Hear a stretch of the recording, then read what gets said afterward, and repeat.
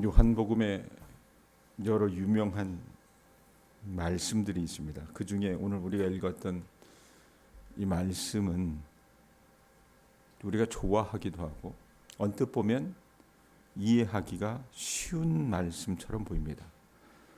자, 그런데 이 신학자들에게 있어서 이 요한복음 15장 1절부터 6절까지 말씀은 상당히 논란거리에 있는 말씀입니다.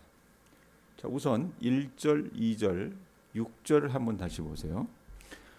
자, 우선 주님이 뭐라고 정의하십니까? 1절에 보면 나는 참 포도나무요 내 아버지는 농부라 이렇게 말씀을 하세요.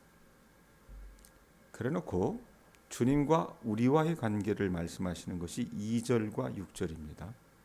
무릇 내게 붙어 있어 열매를 맺지 아니하는 가지는 아버지께서 그것을 제거해 버리시고 무릇 열매를 맺는 가지는 더 열매를 맺게 하려 하여 그것을 깨끗하게 하시느니라.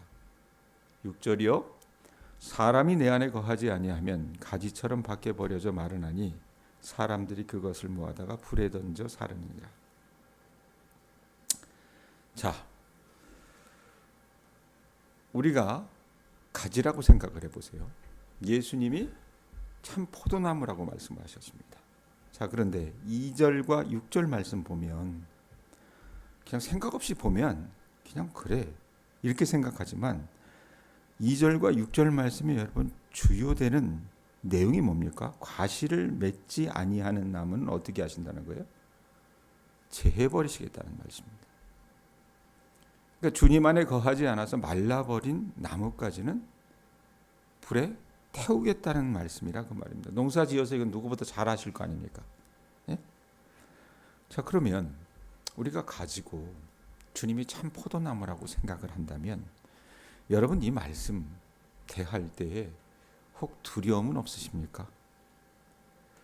묘한 불안감을 느끼지 않느냐 그 말입니다. 왜냐하면 여러분 제가 경험한 바로는 믿음 생활이라고 하는 것은 갈수록 나아지기보다는 나빠진다라고 생각하는 분들이 더 많기 때문입니다.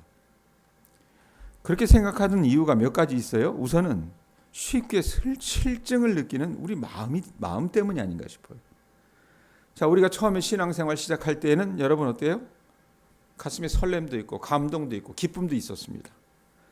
저도 주님을 처음 영접하고 참 눈물을 많이 흘렸었던 것 같아요. 교회 가는 게 마냥 좋았고요. 그러나 지금 와서 되돌이켜보면 어때요? 지금은 예전과 같지 않다는 얘기입니다. 자, 이런 것을 뭐라고 얘기합니까? 첫사랑을 잃어버렸다라고 우리가 표현을 해요.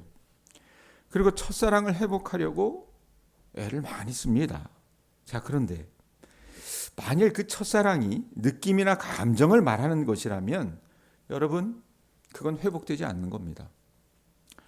사랑은 여러분 사람은 이미 경험한 일에 대해서는 별로 신선함을 느끼지 못하는 존재예요. 건강한 관계의 특징은 뭐냐면 오래 알았는데도 항상 신선하고 새로운 데 있는 게 건강한 관계가 아니라 겉으로 표현된 말과 행동에 담긴 그 인격을 신뢰하는 데 있다는 것을 우리가 알 필요가 있어요. 사람이 오래 가까이 알고 지내면 여러분 어때요?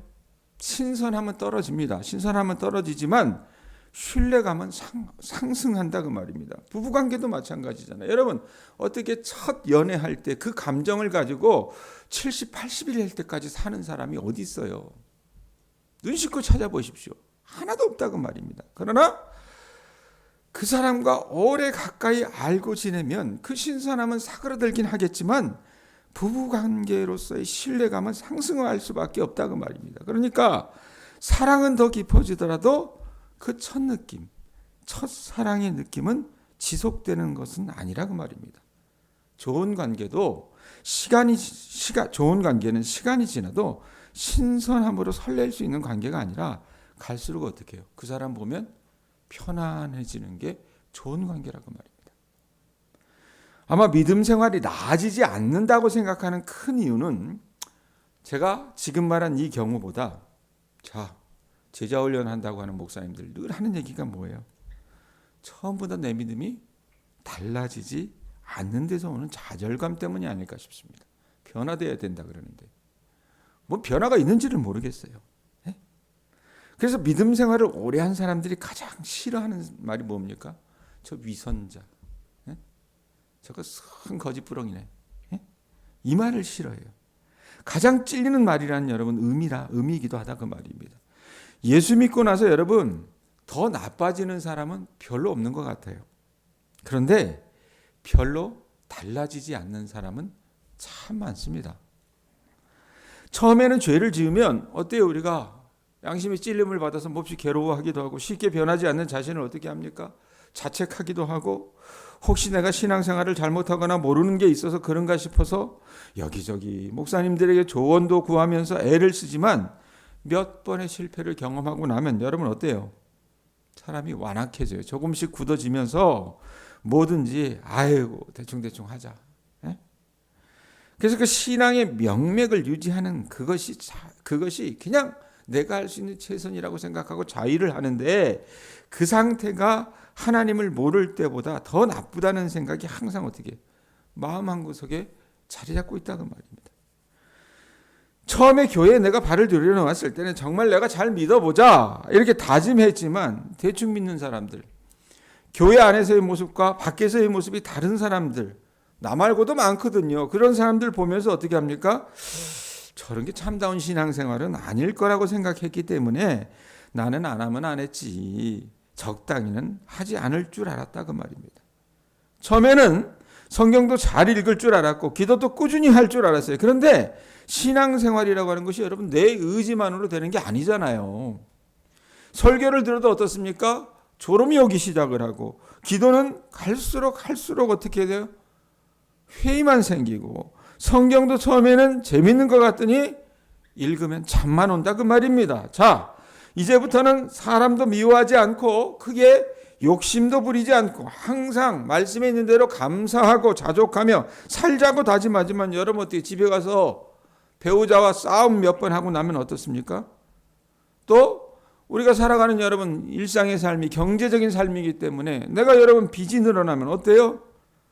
별로 달라지는 게 없는 것을 경험하게 된다고 말입니다. 원래의 내 모습은 아닐지라도 신앙생활을 하면서 뭔가 달라지지 않으면 예전보다 어떻게 해요? 아이고 나는 안 되는가 보다, 나는 나쁜 사람인가 보다 이렇게 느낀다고 말입니다. 더욱이 남들도 다 그렇다는 신앙생활의 민낯을 자신에게서 발견한 후에는 어떻게 해요? 그저 대충 다니지 생각하면서 신앙생활을 어떻게 시시하게 본다고 말입니다. 자, 그런 의미에서 보면 오늘 말씀이 어떻게 해요? 쉬운 것 같지만 어렵다는 얘기입니다. 내 자신의 모습을 보면 별로 열매가 없어 보여요. 예? 그렇다고 열매가 없으니 언제 하나님이 버리실지 모른다고 말하는 것도 옳지 않아 보이기 때문입니다. 물론 그러니까 이제부터라도 좋은 열매를 맺자고 생각하면 되겠지만 여러분 여러 번 실패한 경험이 있는 사람들에게는 이 말씀이 별로 자신이 없습니다. 그래서 어떤 학자는 여기 2절 말씀에 보면은 제하여 버린다라고 하는 이 단어의 번역이 잘못되었다라고 주장하는 사람도 있어요. 이 헬라어 언어가 엄밀히 말하면 뭐냐면 제하여 버린다는 건 잘라내 버린다는 얘기잖아요. 그런 의미가 아니라 원문으로 보면 들어 올린다라는 뜻도 있대요. 그래서 햇빛을 잘 받아 열매를 맺을 수 있도록 이 포도나무의 가지를 들여 올려준다 이런 의미도 있다고 얘기합니다. 자, 그렇게 2절을 한번 다시 보세요. 2절 한번 보세요. 2절 보면 뭐라고 얘기합니까? 무릇 내게 붙어 있어 열매를 맺지 아니하는 가지는 아버지께서 그것을 제거해 버리시고 무릇 열매를 맺는 가지는 더 열매를 맺게 하여 그것을 깨끗하게 하시느니라. 자, 이렇게 보면 2절 말씀은 과실을 맺지 못하면 제거하겠다는 경고의 말씀이 아니라 그 들어 올려준다 그러면 어때요 우리가? 아이고 이 말씀 보면서 위로의 말씀이 되는구나 생각을 합니다. 그런데 여러분 정말 그럴까요? 예? 신학적 관점에서 보면 그렇게 돌려볼 수도 있긴 하지만 조금 억지다라는 생각을 좀 해요. 예수님이 여러분 이 말씀에서 하신 의도는 그렇게 열매 맺도록 도와주겠다는 것보다는 반드시 여러분 어떤 겁니까? 3절 4절 한번 보세요. 3절 4절 5절 한번 보세요. 뭐라고 얘기합니까? 4절 5절 뭐라고 얘기해요? 내 안에 뭐 하래요? 거하라. 내 안에 거하라. 내 안에 거하라. 나도 너희 안에 거하리라. 가지가 포도나무에 뭐 하래요? 붙어 있지 않으면 붙어 있으라라고 얘기합니다. 예? 가지가 포도나무에 거하지 아니하면 붙어 있지 아니하면 스스로 열매를 맺을 수 없음 같이 너희도 내 안에 있지 아니하면 그러하리라. 그래놓고 5절 보세요. 나는 포도나무요 너희는 가지라. 그가 내 안에 내가 그 안에 무엇인데요? 거하면. 이 표현을 굉장히 많이 하세요.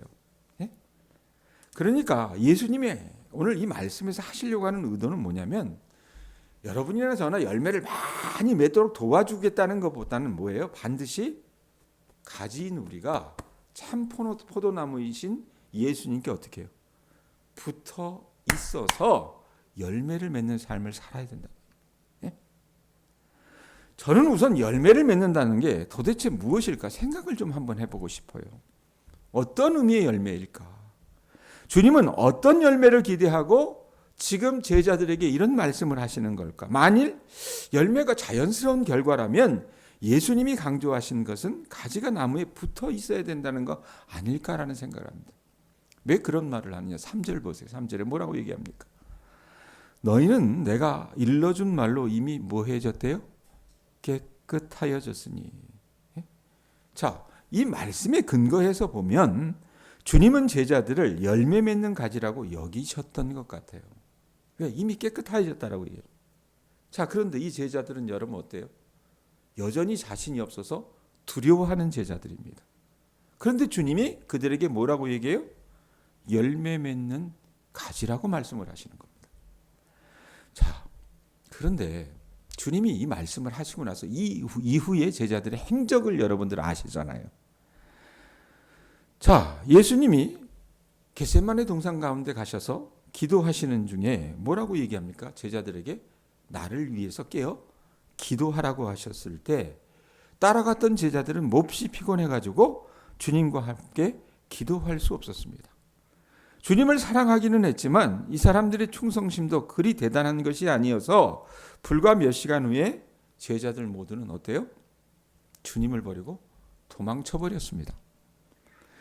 그중 베드로는 노골적으로 예수님을 부인했지만 그나마 정이 있어가지고 어떻게 해요? 예수님이 재판받으시는 자리에 나타나긴 했습니다. 하지만 대부분의 다른 제자들은 재판받으시는 자리에도 나타나지 않았다 그 말입니다. 자, 지금은 열매도 못 맺는 부실한 가지지만 내가 세워주어서 가시를 많이 맺도록 하겠다는 말씀이 아니라면 여러분 지금 이런 어떻게 보면 비겁한 제자들의 모습을 보면서 좋은 열매를 맺는 가지라고 보기는 어렵다 그 말입니다. 그러나 여러분 주님이 불안에 떨고 있는 약하기를 떠는 이 제자들에게 하신 말씀이 뭐예요? 3절 다시 봐요. 뭐라고 얘기합니까? 너희는 이미 내 말로 깨끗하게 되어 포도나무에 붙은 가지니까 절대로 나를 떠나지 말라는 말씀이라 그 말입니다.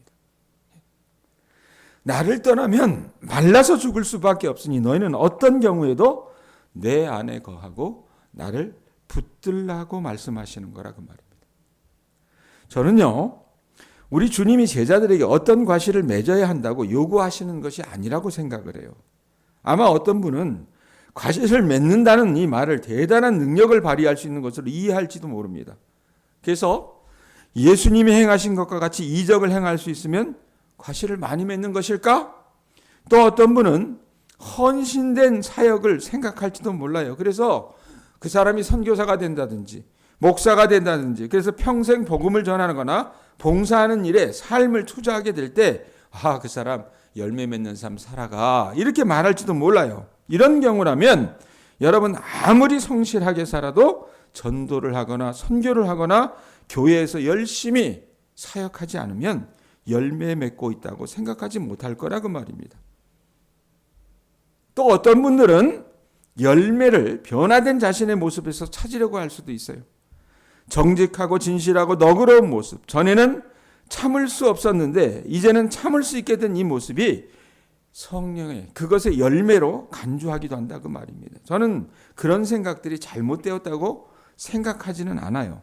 틀림없이 그렇게 될 수 있다고 생각하고 그런 모습을 보이도록 애써야 한다고도 생각을 합니다. 그런데 주님이 오늘 본문에서 말씀하시는 열매에 대한 강조는 단순히 우리가 어떤 행위를 해야, 우리가 어떤 사람이 돼야, 우리가 얼마만큼 하나님 앞에서 뭘 해야 이런 행위가 열매를 말하려는 데 있지 않다는 얘기입니다. 저는 헌신된 전문적인 사역자로서 목사가 된 것 자체가 가지로서 좋은 열매를 맺은 것이라고 보지 않습니다.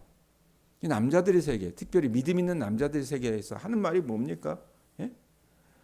목사들이 어떻게 훌륭한 목회해가지고 교인들 많이 늘리고 그러면 그 목사는 훌륭한 사람이라고 얘기를 해요. 교인 몇 명 되지 않는 교회, 여러분 그 교회에 있는 목사는, 그 교회에 있는 장로는, 그 교회에 있는 권사는 뭡니까? 거의 어떻게 사회에서 소외된 사람처럼 여기에. 자, 그런데 우리 예수님 눈에는 과연 그렇게 보이냐 그 말입니다. 여러분 가능하면 남에게 피해 주지 않고 지나치게 욕심 부리지 않으면 나누며 살려고 최선을 다한다고 해도 그걸 가지고 우리가 어떻게 좋은 신자라고 말할 수 있겠는가? 왜? 믿지 않는 사람들. 다른 종교를 가지고 있는 사람들 중에도 어때요? 그런 생각을 가지고 성실하게 의롭게 사는 사람들이 얼마든지 있습니다. 절에 다니는 사람들 중에 여러분 우리가 따라갈 수 없을 정도의 도덕 의식을 갖고 사는 사람들이 많습니다. 천주교 신자들도 많다 그 말입니다. 그러면 이 말씀에서 정말 주님이 하려고 하시는 것이 무엇인가? 아까 4절 5절이 중요하다고 제가 말씀을 드렸어요. 정말 중요한 건 뭐냐면 저나 여러분이나 우리가 예수님 안에 거하는 거라고 말입니다. 주님의 말씀은 열매를 맺지 않으면 제거하겠다는 것이 아니라 우리가 예수님 안에 거할 때에만 진정한 열매 맺음이 가능하다는 거예요. 즉 나뭇가지는 나무에 붙어 있어야 하는 것처럼 주님의 제자는 주님에게 붙어 있어야 한다는 말입니다. 스스로 절대로 열매를 맺을 수 없다는 겁니다. 어떤 열매를 맺을 것인가 보다도 저나 여러분이나 내가 정말 예수를 수십 년 믿었는데 내가 예수님께 붙어 있는가, 그걸 주님께서 강조하신다 그 말입니다. 예수 안에 거한다는 말은 단순히 예수를 믿기로 했다는 한 번의 고백을 의미하지 않습니다, 여러분. 예수 안에 거한다는 말은 우리가 고백하는 그 고백의 진실함, 그리고 그 고백을 의식하고 있는가를 강조한다 그 말입니다. 풍성히 열매 맺는다는 말은요, 언제나 크고 부하고 강하게 된다는 말이 아닙니다. 중요한 것은 정말로 내가 하루를 살면서 내 주님을 의식하고 인정하며 살아가고 있는가, 이게 중요하다는 거예요.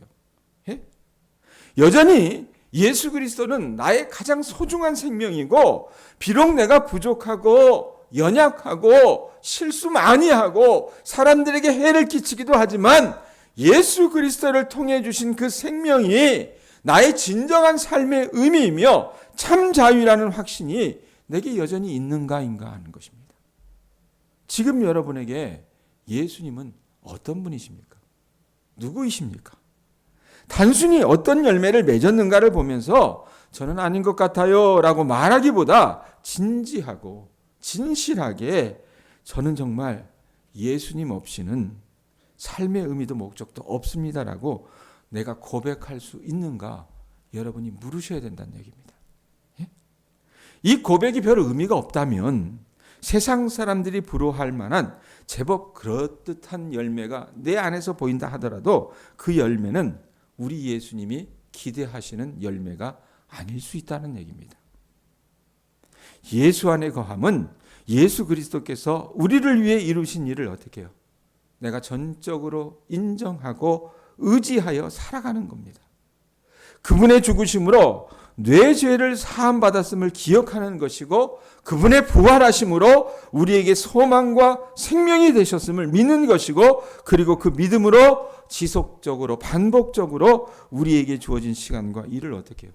주님의 눈으로 보는 거라고 말입니다. 걸음을 주고 물을 주어도 열매는 때가 되기 전까지는 보이지 않는 법입니다. 안 그래요? 예? 꺾인 가지가 아니라면 여러분 어떻습니까? 열매는 반드시 맺습니다.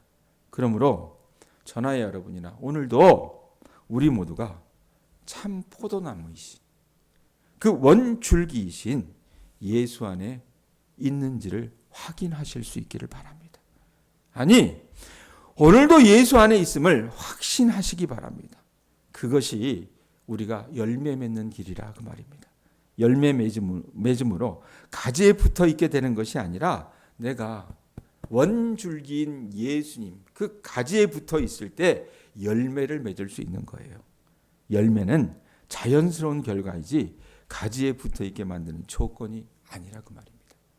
말씀을 맺습니다. 사랑하는 교우들이요, 여러분들에게 예수님은 어떤 분이십니까? 여러분들에게 예수님은 과연 어떤 존재냐 그 말입니다. 예수님 없이 나는 아무것도 아니다. 주님의 은혜가 아니면 나는 살 수 없다. 그렇게 고백하면서 그 주님 앞에 오늘 하루도 바른 삶을 살아나가는 주의 자녀들 되실 수 있기를 축원드립니다. 기도하겠습니다.